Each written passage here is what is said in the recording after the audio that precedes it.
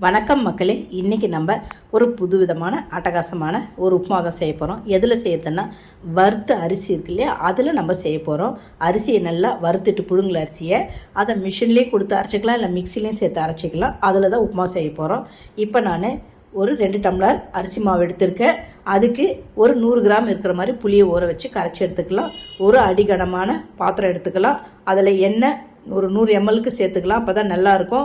எண்ணெய் சேர்த்து கடுகு, உளுத்தம்பருப்பு, கடலப்பருப்பு, காஞ்ச மிளகாய் போட்டு அது நல்லா வறுத்துக்கிட்டு இப்போ நம்ம எடுத்து வச்சுருக்கிற புளியை அதில் சேர்த்துக்கலாம்.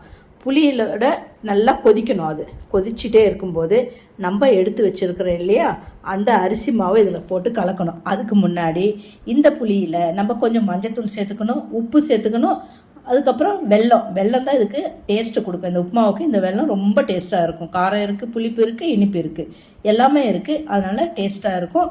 இப்போ கொதிக்குது. இதில் நம்ம எடுத்து வச்சுருக்கிற அந்த அரிசி மாவை சேர்த்து கட்டி இல்லாமல் மெதுவாக சேர்த்து நல்லா கலந்து விட்டுக்கலாம்.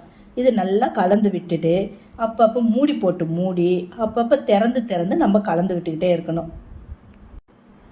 இது நம்ம மூடி வச்சுருக்கும் போது லேசாக அடி பிடிக்கும்.